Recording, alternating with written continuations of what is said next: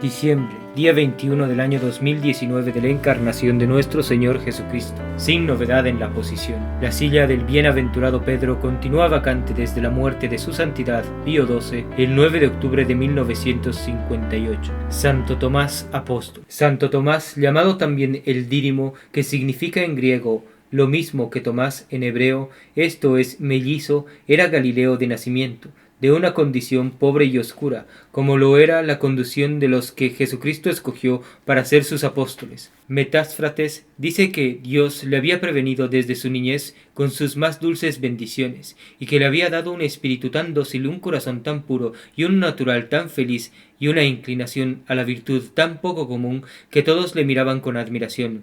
Era costumbre entre los judíos dar a los niños algunos libros sagrados, luego que habían aprendido a leer. Dice el mismo autor, Tomás encontraba tanto gusto en esta lectura que hacía de ella todas sus delicias y toda su diversión. Después de haber empleado y gastado el tiempo competente en su ejercicio de pescador, en lugar de irse a divertir con los jóvenes de su edad y de su condición, se retiraba al templo o a algún lugar separado al del bullicio, para extraer de los libros sagrados aquel espíritu de piedad y de religión que debía serle digno de ser un día uno de los más generosos y más amantes discípulos del Salvador del mundo. Tal fue la niñez y la juventud de Tomás antes de ser llamado al apostolado, pero no tardó el Señor en concederle esta gracia. Habiendo oído nuestro santo hablar de las maravillas que obraba el Salvador, no dudó que fuese el Mesías prometido, y por tanto tiempo esperado.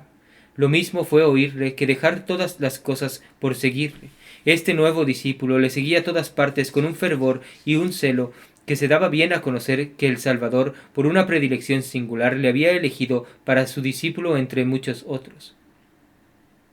Habiendo sido preso San Juan Bautista por el impío Herodes y puesto en la cárcel, parecía que Jesucristo había de ser abandonado de todos los que le habían seguido hasta entonces.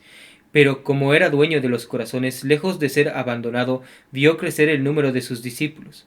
En este tiempo fue cuando el Salvador quiso elegir entre los que le seguían con más continuación y le eran más adictos 12 discípulos a los que llamó apóstoles. Tomás fue de este número, y su celo, su fervor y su amor y su fidelidad a su amado Maestro hicieron bien pronto ver la sabiduría y el mérito que habían concurrido en esta elección. Este digno apóstol no se apartó desde entonces de su amado Maestro. El lugar que ocupaba en el corazón del Salvador le conoce por la respetuosa y religiosa familiaridad que tenía con él. Era compañero inseparable de sus correrías apostólicas y testigo de todos sus milagros. Después que el Salvador hubo tenido cerca de sí algún tiempo a sus apóstoles para instruirlos y formarlos, juzgó que era tiempo de emplearlos en las funciones de la vida apostólica y de enviarlos a diversos parajes a predicar al pueblo lo que les había enseñado a ellos en particular. Nuestro santo se distinguió por su fervor y por su celo entre aquellos excelentes operarios, y fue dotado desde entonces de aquel don que le fue después tan ordinario, de lanzar los demonios y hacer toda suerte de milagros. Estando el Salvador en Galilea, recibió por un expreso la noticia de la enfermedad de su amado discípulo Lázaro, hermano de Marta y de María, habiendo dicho a sus apóstoles algunos días después que este grande amigo era muerto y que iba a Betania a resucitarle. Los apóstoles, todavía tímidos, parecieron aterrarse al oír esta resolución del Salvador, y no pudiendo dejar de representarle el riesgo a que se exponía, sabiendo que no hacía mucho tiempo que los judíos le buscaban para apedrearle, le dijeron: ¿Y cómo, Señor, tenéis valor para volver tan pronto a Judea? Entonces Santo Tomás, viendo a su maestro determinado a partir y a llevar consigo a los que tendrían valor para seguirle y serían más generosos que los otros: vamos, les dijo, vamos, sigamos a nuestro buen maestro, si es preciso, muramos también con él. Una resolución tan generosa no podía venir sino de un amor tierno a Jesucristo y de una fe firme y a toda prueba de la malicia de los escribas y fariseos. La confianza con que nuestro santo se tomaba la libertad de preguntar al Salvador da bastantemente a conocer que Santo Tomás era uno de sus más amados apóstoles. Celebrando Jesús su última cena con sus discípulos, la noche que precedió a su pasión, les dio diversas instrucciones para consolarlos y fortalecerlos contra la turbación y la tristeza en que los había puesto al anunciarles que iba a ser un motivo de escándalo a todos ellos. No os turbéis, les dijo Jesucristo, vosotros creéis en Dios, creed también en mí. En la casa de mi Padre hay muchas moradas. Yo voy a prepararos un lugar. volveré después a tomaros para conduciros allá. No ignoráis el lugar a donde voy, y por qué camino se va. Entonces Santo Tomás le dijo: Señor, no sabemos el lugar a donde vas. ¿Cómo pues podemos saber el camino por donde se va? A lo que respondió el Señor, que Él era el camino, la verdad y la vida, y que nadie iba a su Padre sino por Él. Habiendo sido herido el pastor, se esparcieron las ovejas. El miedo disipó por algún tiempo el rebaño, pero no extinguió el amor que unía a los discípulos con el Maestro. Retiráronse casi todos para llorar libremente la muerte de su divino Salvador, pero sin perder la esperanza de su resurrección gloriosa. Santo Tomás fue uno de los que sintieron más vivamente los malos tratamientos de Jesucristo, y si hubiera seguido la vivacidad de su natural y de su buen corazón, hubiera defendido con valor, con brío, su amado Maestro. Pero es preciso creer que el Hijo de Dios, que le conocía, que le amaba y que le había instruido, gobernó su conducta con su divino espíritu. Santo Tomás se retiró con los otros discípulos a Jerusalén, esperando aquel grande acontecimiento, que debía ser el triunfo de Jesucristo, y el de la religión, y el cumplimiento de sus predicciones y de sus promesas. Habiendo resucitado Jesucristo y apareciéndose luego a la Santísima Virgen, después a San Pedro, a María Magdalena y a los otros discípulos, todos los cuales aseguraron que su amable Maestro había resucitado y se les había aparecido, los 2 discípulos que iban a Emaús tuvieron la dicha de verle y de conversar con él, y volvieron inmediatamente a Jerusalén a dar parte a los fieles de su aventura. Habiéndolos hallado juntos, unos decían que el Salvador había resucitado verdaderamente y que se había aparecido a San Pedro, a las santas mujeres y a muchos discípulos. Otros nada de esto creían. Como se disputaba todavía sobre esto, se dignó Jesús aparecer visiblemente en medio de ellos sin haber abierto la puerta, ni hecho agujero alguno en la pared. Los saludó, según tenía de costumbre, diciéndoles: la paz sea con vosotros. Yo soy, no temáis. Y porque muchos creían que era una fantasma lo que veían, los consoló maravillosamente, asegurándoles que Él era. Pero les respondió, y con razón, por su demasiada inquietud y sus vanas contestaciones sobre su persona, las que denotaban una fe débil y vacilante. Después de esto les mostró las llagas de sus manos, de sus pies y de su costado, diciéndoles que las miraran de cerca y las tocaran. Finalmente, queriendo acabar de convencerlos, les preguntó si tenían alguna cosa que comer. Al instante le presentaron un pedazo de pez asado y un panal de miel, y habiendo comido de uno y otro, no sólo derramó en sus corazones la paz y el gozo, sino que también los colmó de sus mayores gracias. Tomás fue el único que no tuvo parte en todos estos favores, por haber estado ausente, habiendo dispuesto la providencia esta ausencia para darnos, con motivo de su incredulidad, la prueba más visible y más incontestable de la resurrección del Salvador, y para curar, por decirlo así, con la vista y el tacto de sus llagas sacrosantas, las que nuestra poca fe había de hacer en nuestras almas. Habiendo venido este apóstol al lugar donde estaban los demás, halló a toda la asamblea llena de gozo. La contaron cómo el Salvador se les había aparecido con su cuerpo resucitado y vivo, lo que les había dicho, y cómo había comido con ellos, y con qué benignidad les había mostrado sus sagradas llagas. Tomás dijo desde luego que nada creía, como aquellos que no pueden persuadirse ser cierto lo que desean con ansia, si no lo ven. Por más que me digáis, les respondió, no me persuadiréis que mi buen Maestro está vivo. No lo he de creer sin que vea con mis ojos sus manos agujereadas con los clavos, sin que meta en ellas el dedo, y sin que meta la mano entera en la llaga de su costado, para convencerme de que está en vida.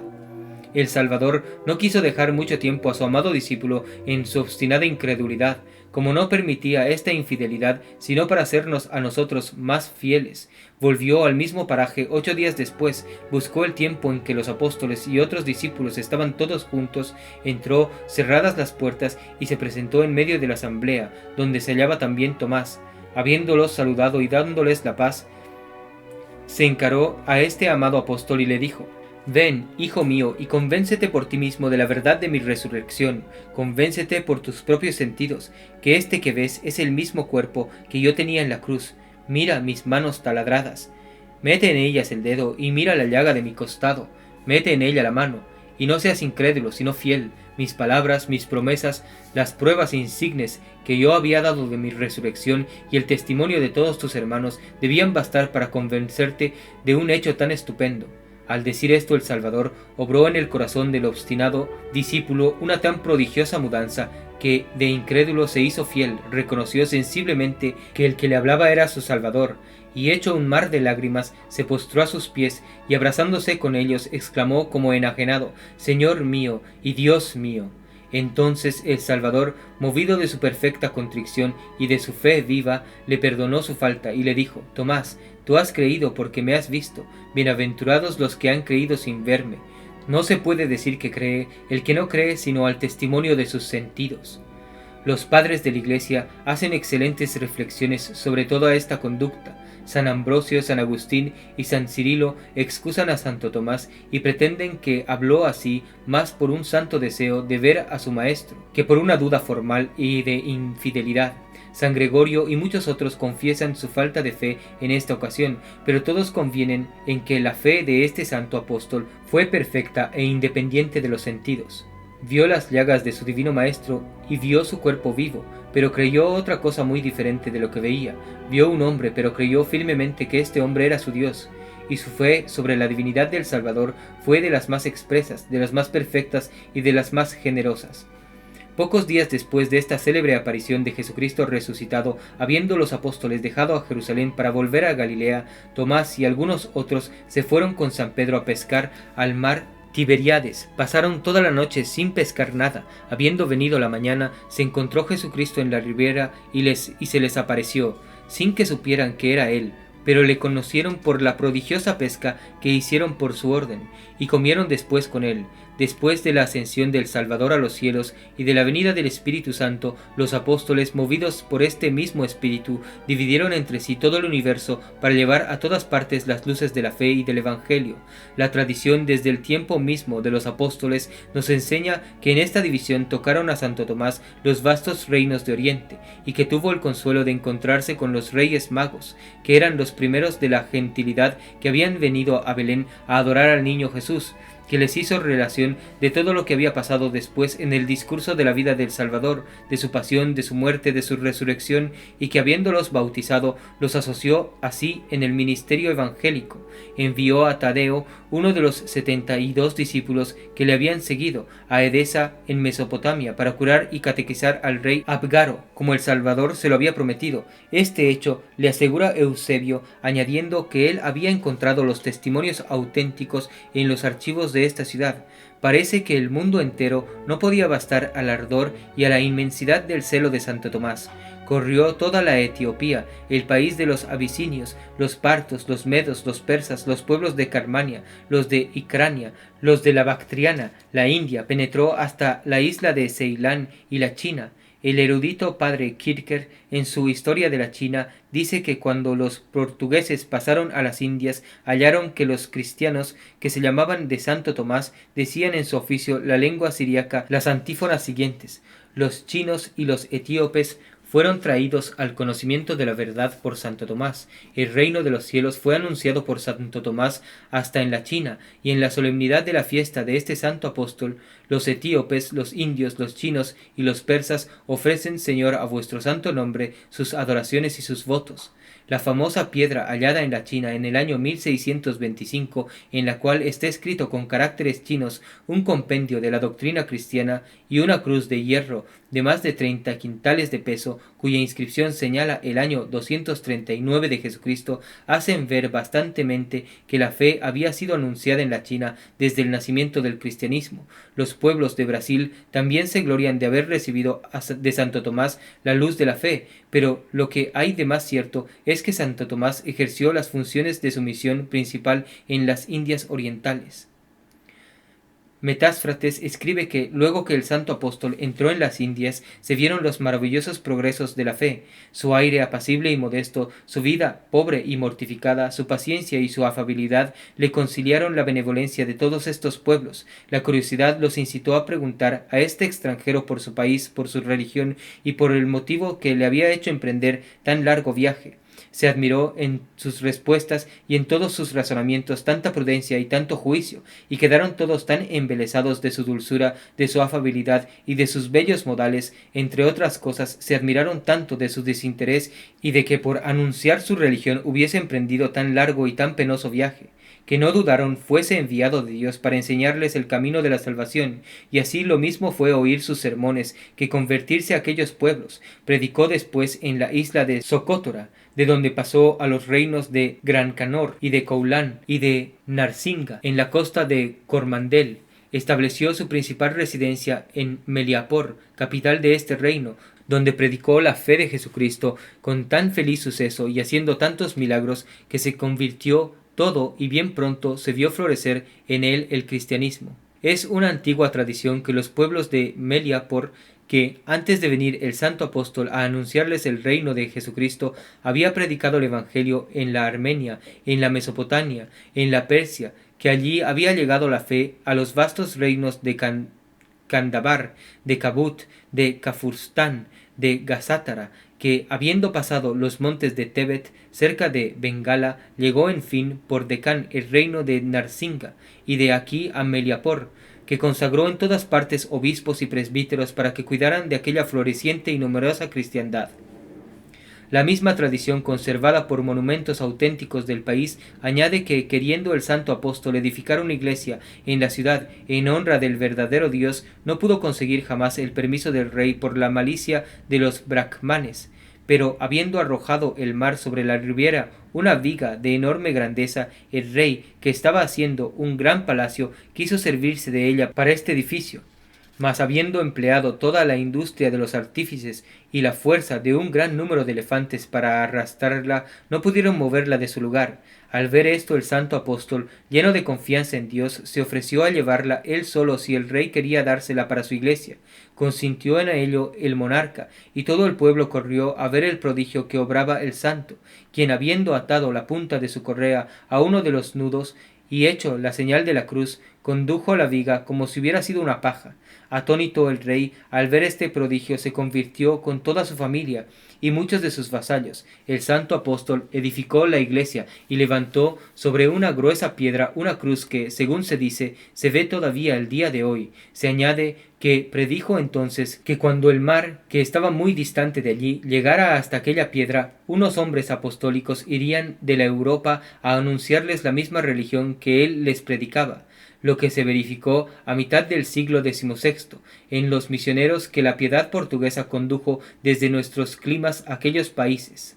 Tantas maravillas hicieron triunfar bien pronto la religión cristiana en todo el país y establecerse la iglesia sobre las ruinas de la idolatría, lo cual irritó a los sacerdotes de los ídolos contra el santo y aceleró su martirio. Habiendo observado los brahmanes que Santo Tomás iba todos los días a hacer oración al pie de la cruz, se arrojaron sobre él, le pisaron, le maltrataron a golpes, le atravesaron con muchas lanzadas. Así acabó su larga y laboriosa carrera este grande apóstol, después de un prodigioso número de trabajos padecidos por Jesucristo en tantos y tan diversos países, los que suponen una vida muy larga.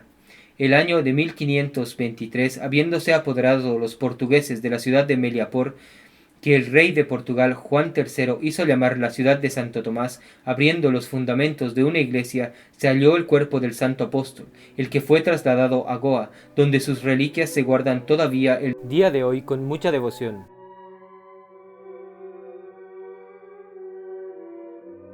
Martirologio romano. En Calamina, la fiesta de Santo Tomás Apóstol, quien predicó el Evangelio a los patros, a los medos, a los persas, a los hircanios, después, habiendo ido hasta la India e instruido a aquella nación en la religión cristiana, murió atravesado con una lanza por orden del rey. Sus reliquias fueron trasladadas con el tiempo a la ciudad de Edesa y después a Ortona. En Toscana, San Juan y San Ferto, mártires. En Licia, San Temístocles, mártir, quien bajo el emperador Decio se presentó en lugar de Dioscoro, a quien andaban buscando para matarle. Fue atormentado en el potro, arrastrado, molido a palos y recibió la corona del martirio. En Nicomedia, San Glicerio, presbítero, el cual en la persecución de Diocleciano fue atormentado de muchos modos y por fin echado al fuego, donde consumó su martirio. En Antioquía, San Anastasio, obispo y mártir, quien bajo el imperio de Focas recibió de los judíos una muerte cruelísima. En Treveris, San Severino, obispo y confesor. En Tolosa, San Honorato, obispo, quien ordenó a San Fermín, con el tiempo primer obispo de Amiens. en Sinope, en el Ponto, San Focas el jardinero, celebrado por Astero de Amaseo. En Escocia, San Eternán obispo. En Egipto, San Juan Cama, venerado por los coptos y por los etíopes.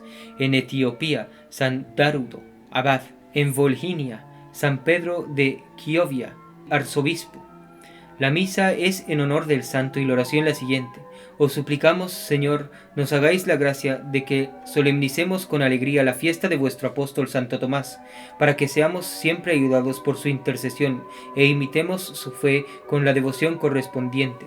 Por nuestro Señor Jesucristo, tu Hijo, que vive y reina contigo en la unidad del Espíritu Santo Dios, por los siglos de los siglos. Amén.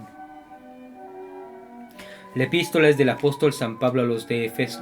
Hermanos, ya no sois huéspedes y peregrinos, sino que sois conciudadanos de los santos y familiares de Dios, edificados sobre el fundamento de los profetas, sobre la piedra misma angular que es Cristo Jesús, en el cual todo edificio que se construye crece hasta ser un templo santo para el Señor, en el cual también vosotros sois edificados juntamente para ser habitación de Dios en el Espíritu. Nota: San Pablo vino a predicar el Evangelio a Efeso hacia el año 54 de Jesucristo. No se detuvo allí mucho tiempo, se contentó con dejar a Aquila y a Priscila. Volvió algunos meses después y permaneció 3 años. Estando en Roma, escribió a los fieles de Efeso esta carta desde la cárcel. Reflexiones. Vosotros sois de la ciudad de los santos. Dichosa suerte, ventaja preciosa, pero poco conocida. Vosotros sois de la ciudad de los santos. Luego sois extranjeros, luego no estáis sobre la tierra sino de paso, sino como unos caminantes. El cielo solo es vuestra patria. La tierra no debe ser para vosotros sino un lugar de destierro. Todos vuestros pensamientos, todos vuestros deseos no deben dirigirse sino a la celestial patria. Yo soy de la ciudad de los santos. Buen Dios, de cuánto consuelo es esta verdad para quien la conoce y comprende todas sus ventajas. Que el mundo haga todos sus esfuerzos para deslumbrarme con sus brillanteces y risueñas apariencias, que los sentidos estén de inteligencia con él para engañarme y seducirme, que mi amor propio me haga encontrar en las honras que encantan el espíritu, en el resplandor que da en los ojos esos placeres superficiales y engañosos que embelezan. Un cebo que debilita la fe y la religión, y hace que disgusten las máximas más puras del Evangelio. Esta verdad eterna subsiste y subsistirá. Todo lo que embeleza y agrada sobre la tierra no es otra cosa que vanidad. Nosotros somos de la ciudad de los santos, y por consiguiente extranjeros sobre la tierra, y por decirlo de una vez, no somos sino desterrados. Hay caminantes que en los países extranjeros por donde viajan encuentran amigos que les muestran muy obsequiosos, que no omiten diligencia alguna para divertirles, que les dan todo género de fiestas y alegrías. ¿Qué se diría de estos caminantes si, embelesados con estas diversiones, se olvidaran que son extranjeros, si no pensaran en que tienen que proseguir su viaje? ¿Qué se diría de un hombre que, embelesado con los festines que le dan en el lugar de su destierro, que se descuidara de hacer diligencias para volver a su patria? ¿Qué se diría de este hombre si en lugar de procurar hacerse amigos para negociar con el rey su vuelta y para ser restablecido en sus honores y en sus empleos, solo pensara en establecerse en el lugar donde está, en conformarse con las costumbres y modas del país y en querer brillar y sobresalir en él, como los que son de aquella tierra? ¿No tratarían todos a este hombre de insensato y de extravagante? Y no se puede decir de la mayor parte de nosotros: tú eres este hombre tan poco sensato, tan imprudente, tan poco cuerdo. Nosotros somos desterrados sobre la tierra, nosotros somos de la ciudad de los santos, el cielo es nuestra patria, este mundo el lugar de nuestro destierro. Ved si vuestros sentimientos y vuestra conducta se conforman con esta verdad. El Evangelio es del capítulo 20 de San Juan. En aquel tiempo, Tomás, uno de los 12, llamado Dídimo, no estaba con ellos cuando vino Jesús. Dijéronle pues los demás discípulos: hemos visto al Señor. Pero él les respondió: si no veo en sus manos las cisuras de los clavos, y no meto mi dedo en lugar de los clavos, y no meto mi mano en su costado, no lo creo. Y pasados 8 días estaban otra vez los discípulos en casa, y Tomás con ellos. Vino Jesús, entrando cerradas las puertas, y se puso en medio y dijo: paz a vosotros.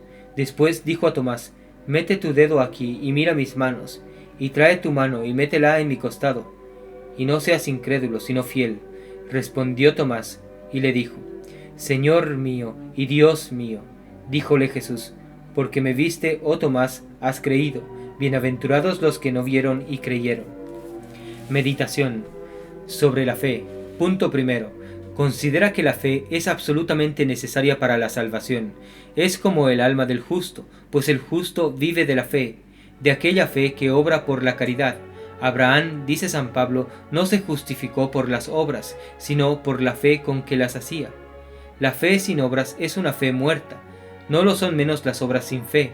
Aunque hicieras milagros, aunque maceraras tu carne con ayunos, con las más rigurosas austeridades, aunque distribuyeras cuanto tienes a los pobres, todo esto sería sin fruto, sin mérito, sin recompensa, si le faltara la fe. Pocos herejes ha habido que no hayan engañado con las más hermosas apariencias. Motivos de reforma, ostentación de penitencia, mascarilla de modestia, todos estos artificios, todas estas simulaciones de piedad se encuentran en todas las sectas, pero desdichado de aquel que se deja engañar de estas exterioridades.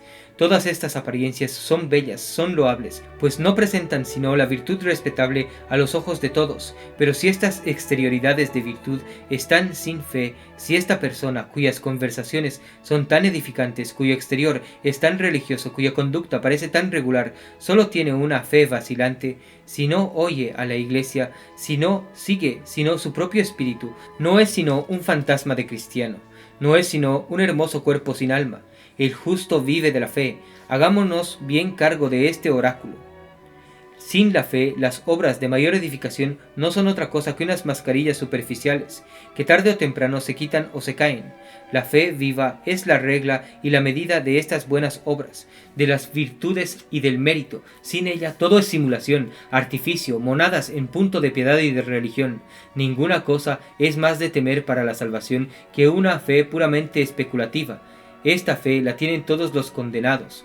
Mientras se vive, se desconocen y se procuran olvidar las verdades terribles de la fe, pero en la hora de la muerte la fe vuelve a tomar toda su fuerza. Pero qué cosa tan triste y de tanta desesperación conocer que se ha andado descaminado, que no se ha tenido sino una fe muerta, no conocer sus errores y sus flaquezas, sino en la hora de la muerte. Punto segundo. Considera que la verdadera religión, la religión divina, no puede estar fundada sino sobre la fe. El entendimiento humano es demasiado limitado para conocer los divinos misterios. Los principios y la esencia de la verdadera religión son sobre las luces del hombre. Este entendimiento tan limitado, tan escaso de luces, que no puede conocer ni aun las cosas más naturales, que no se conoce a sí mismo, ¿cómo podrá comprender el Ser eterno y supremo? Y si le comprendiese, ¿sería Dios una cosa de quien el hombre tenía un perfecto conocimiento? Es evidente que Dios, este ser eterno e infinito, necesariamente incomprensible a todo otro que a sí mismo, queriendo darse a conocer a los hombres, queriendo arreglar su culto por la religión y queriendo establecer en el mundo una religión del todo divina en su fin, en su moral y en sus dogmas, no ha debido hacerlo sino por medio de la fe. Así vemos desde la creación del mundo que la fe ha hecho siempre el mérito de los elegidos. Pero examinemos cuál es nuestra fe. ¿Hace ella nuestro carácter? ¿Tenemos una fe humilde, viva y constante y generosa? Consultemos nuestras costumbres, nuestros sentimientos, nuestra conducta. ¿Estamos bien persuadidos, estamos bien penetrados de las grandes verdades que hacemos profesión de creer? ¿Prueba nuestra conducta que las creemos? Desengañémonos, la unión entre nuestra creencia y nuestras costumbres debe ser estrecha, nuestras acciones deben decir de qué religión somos. Se hace poco caso de la voz de Jacob, solas las manos merecen las gracias y las bendiciones. Yo, Señor, espero probar cuál es mi creencia por mis acciones y por mis sentimientos y mi conducta. Para esto tengo necesidad de vuestra gracia. Yo os la pido por la intercesión de aquel santo apóstol a quien la fe hizo que se postrara a vuestros pies, os adorara por su Dios y mereciera vuestras bendiciones. Jaculatorias. Yo creo, divino Salvador mío, que vos sois mi Señor y mi Dios. Creo, Señor, ayudad mi poca fe. Propósitos. 1. Nuestra soberbia es la causa de nuestra poca fe. Nuestro espíritu no se sujeta sino con dificultad, deslumbrado con sus propias luces. No quiere ver nada que sea sobre ellas. De esta fuente envenenada nacen esas dudas, esas críticas tan perniciosas a la simplicidad de la fe. Por ellas, sobre todo el día de hoy, han perdido todo su valor las tradiciones más religiosas, las verdades más antiguas y las más respetables autoridades. Todo se ha hecho opinión. De este modo, el espíritu particular se ha erigido en juez y se han extendido las sectas de los herejes. Mira toda tu vida con un extremado horror a esos eruditos orgullosos y a esos críticos osados que con el pretexto de buscar la verdad no buscan sino cómo extinguir la fe y desacreditar la religión, lo que muchos han conseguido por nuestra desgracia. 2. La fe debe ser sencilla, humilde y viva. Cree todas las verdades de la religión con una sumisión perfecta, condena todas esas sutilezas y delicadezas de espíritu como sumamente dañosas a la simplicidad de la fe. No permitas que jamás se hable delante de ti de semejantes puntos de crítica. Prohíbete para siempre los libros que tratan de ellos, porque ninguna cosa es más contraria a la fe que reducirlo todo a opinión.